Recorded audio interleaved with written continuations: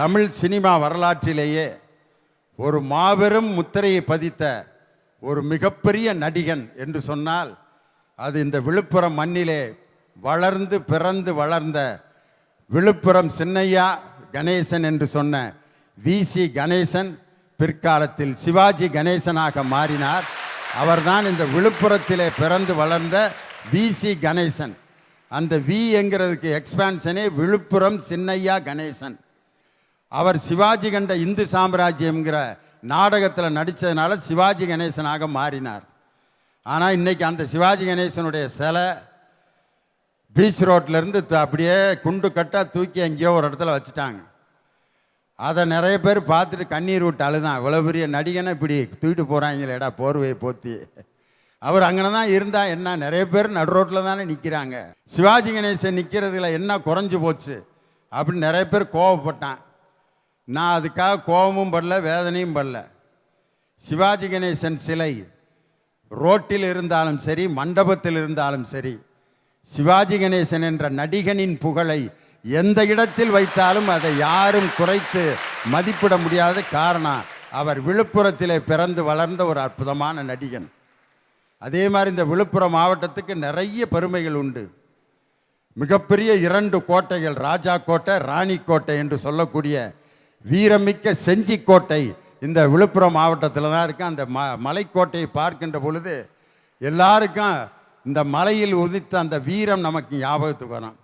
அதே மாதிரி உலகத்தால் புறக்கணிக்கப்பட்ட அந்த இரட்டை பாலினம் கொண்டவர்களை முத்தமிழறிஞர் டாக்டர் கலைஞர் அவர்கள்தான் திருநங்கை என்று அவர்களுக்கு பெயரிட்டு அவர்களுக்கு ஒரு அகில இந்திய மையம், அவர்கள் வருடந்தோறும் கூடக்கூடிய இடம், அவர்களுக்கு ஆறுதல் அளிக்கக்கூடிய இடமும் இந்த விழுப்புரம் மாவட்டத்திலே கூவாகம் என்ற இடத்திலே அந்த நசுக்கப்பட்ட ஒடுக்கப்பட்ட இனத்திற்கு மகிழ்ச்சி தரக்கூடிய இடம் கூட இந்த விழுப்புரம் மாவட்டத்தில் அடங்கி இருக்கிறது.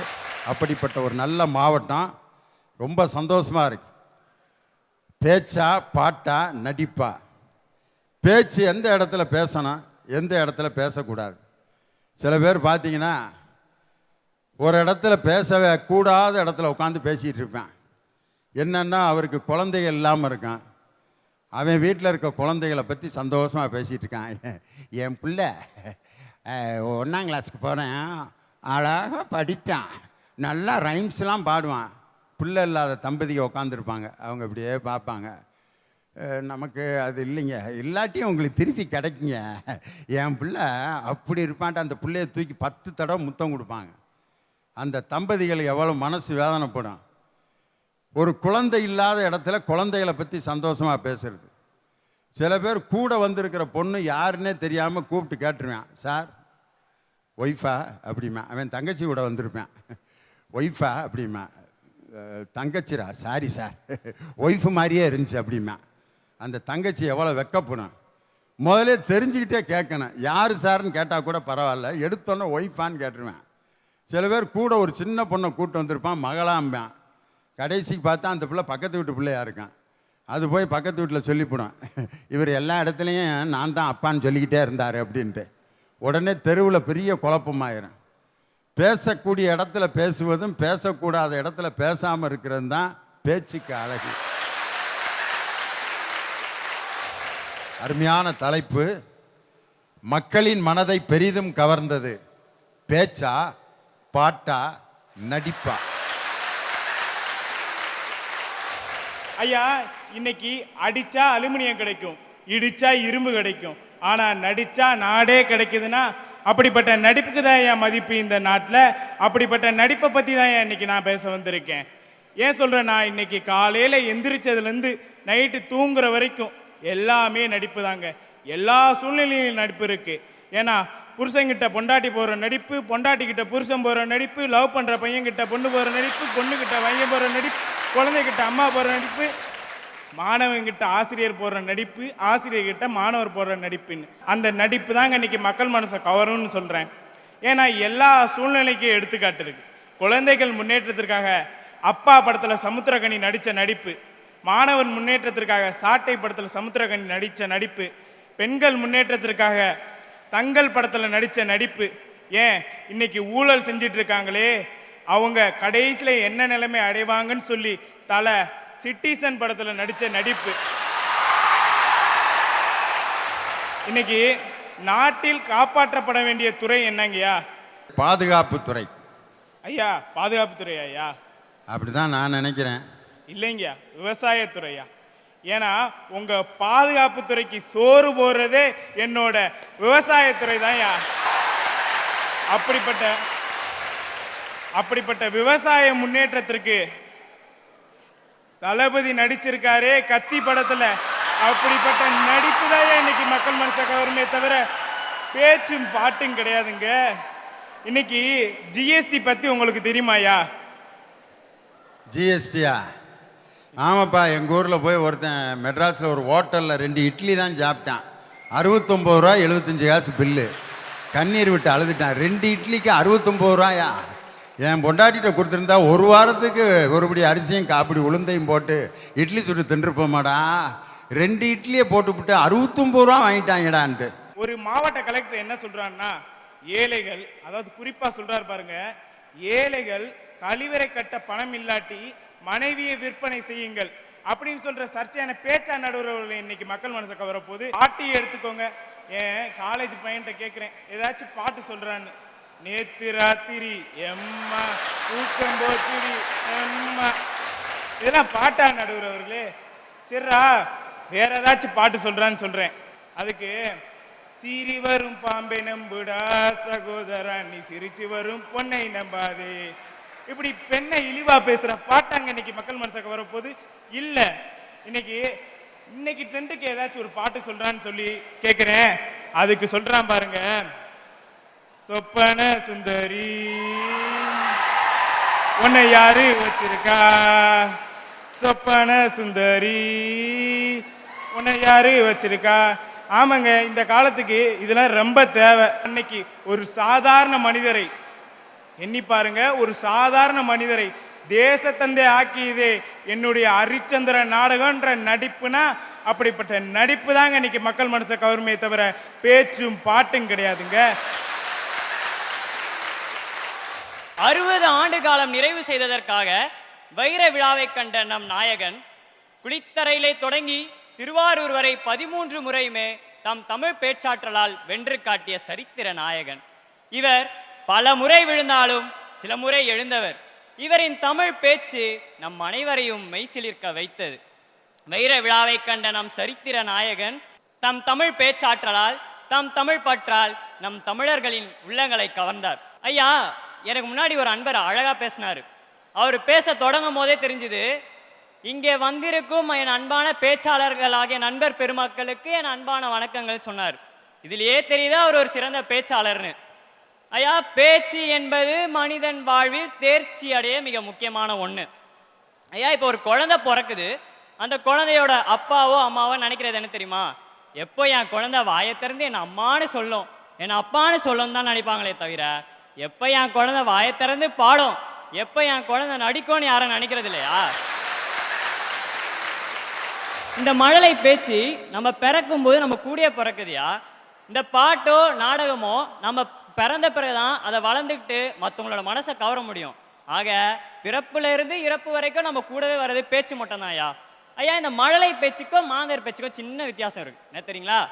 மழலை பேச்சுன்றது கலகலன்னு ஓடிட்டு இருக்க ஆத்து தண்ணி மாதிரி எப்பவுமே கலகலன்னு ஒரு சின்ன சந்தோஷத்தை தந்துக்கிட்டே இருக்கும். ஆனா மாந்தர் பேச்சுன்றது கடற்கரையிலே அடித்து வரும் மலையை போல, கடல் எவ்வளவு ஆழமானதோ அவ்வளவு ஆழமானது மாந்தர் பேச்சு. ஐயா, நம்ம அறிஞர் அண்ணா ஒரு கூட்டத்திற்கு போயிருக்காரு. அந்த கூட்டத்தில் அவர்கிட்ட ஒருத்தர் வந்து கேட்டிருக்காரு, ஐயா கம்ப்ளீட்டுக்கும் ஃபினிஷுக்கும் என்ன வித்தியாசம்னு கேட்டிருக்காரு. அதுக்கு அறிஞர் அண்ணா சொல்லியிருக்காரு, தம்பி, நல்ல பொண்ணுன்னு ஒன்று இருக்கு, மோசமான பொண்ணுன்னு ஒன்று இருக்கு. நீ நல்ல பொண்ணை கல்யாணம் பண்ணிக்கிட்டனா வாழ்க்கை கம்ப்ளீட்டு, நீ மோசமான பொண்ணை கல்யாணம் பண்ணிக்கிட்டனா வாழ்க்கை ஃபினிஷு. அதில் பாருங்க, ரெண்டுக்கும் நம்ம ஒரே அர்த்தம் நினச்சிக்கிட்டு இருப்போம். ஆனால் கம்ப்ளீட்டட் அப்படிங்கிறதுக்கு நிறைவாக அப்படின்னு அர்த்தம், ஃபினிஷ்டுன்னா முடிஞ்சு போச்சுன்னு அர்த்தம். ஒரு மோசமான பொண்ணை கல்யாணம் பண்ணிட்டான்னா அவன் வாழ்க்கை அதோட முடிஞ்சு போச்சு, சீன் ஜிந்தாபாத். ஆனால் கம்ப்ளீட்டட்னாக்க நிறைவாக வாழ்ந்து கொண்டிருக்கிறான். ரெண்டு வார்த்தைக்கும் ஆங்கிலத்தில் இருக்கக்கூடிய பொருளை ஒரு எளிமையாக தமிழிலும் ஆங்கிலத்திலும் புலமை பெற்ற ஒரே மிகப்பெரிய பேச்சாளர் பேரறிஞர் அண்ணா. காஞ்சிபுரத்தில் பிறந்து பேச்சுக்கென்றே இந்த தமிழகத்தில் பேசி மக்களை மகிழ்ச்சிப்படுத்தியவர் பேரறிஞர் அண்ணா. இவர் வந்ததால தான் அரசியல் நாகரிகம்னு ஒன்று பிறந்ததுயா. சரி, அந்த காலத்துல பெண்கள் பிறந்தாலே அதை கள்ளிப்பால் கொடுத்து சாவடிச்சிருவாங்க.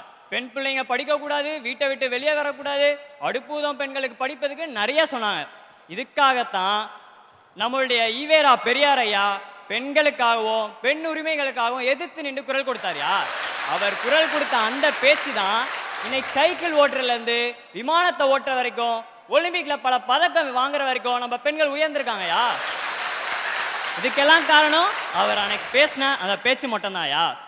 ஐயா, வெளியே அமெரிக்காக்காரன் பிஸ்னஸ் பண்ணுறது அவனுக்கு பிடிக்கும், சைனாக்காரனுக்கு புதுசாக கண்டுபிடிக்கிறது பிடிக்கும், ஆனால் நம்ம நாட்டுக்காரனுக்கு பேசுறது மட்டும்தான் ஐயா பிடிக்கும்.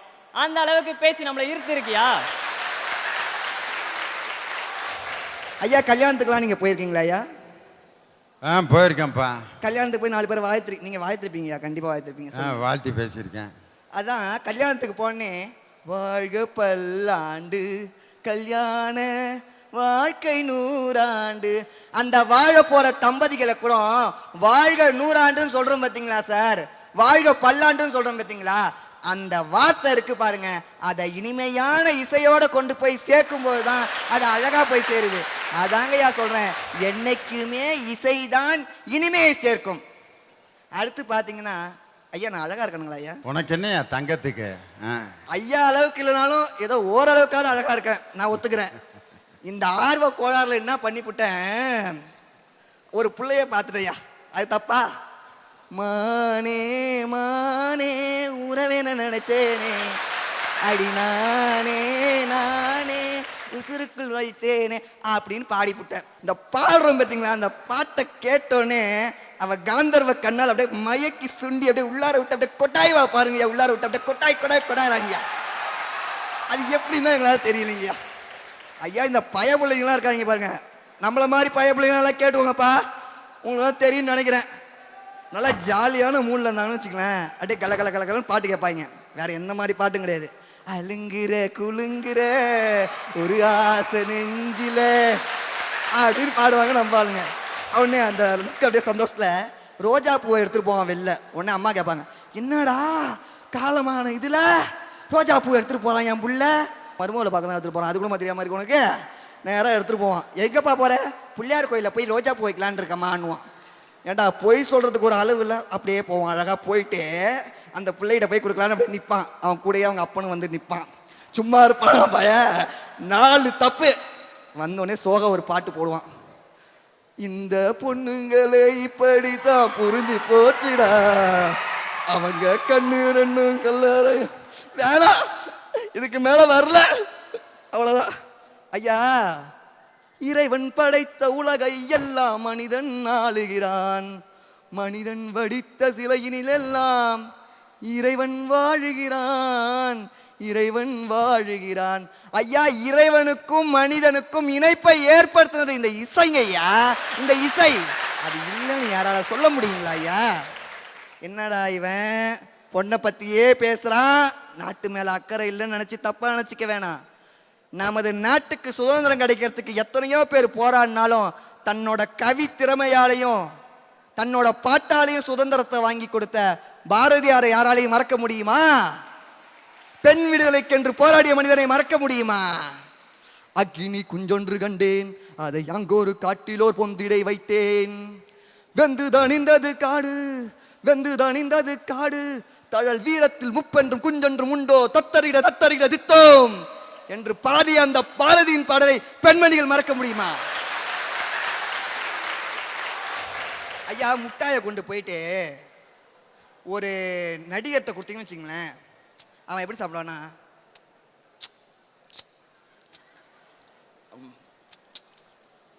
அப்படி சாப்பிடுவான். அதுவே ஒரு பேச்சாளர்கிட்ட கொடுத்தீங்கன்னு வச்சுங்களேன், அவன் கொஞ்சம் ஆவேசமானவன்,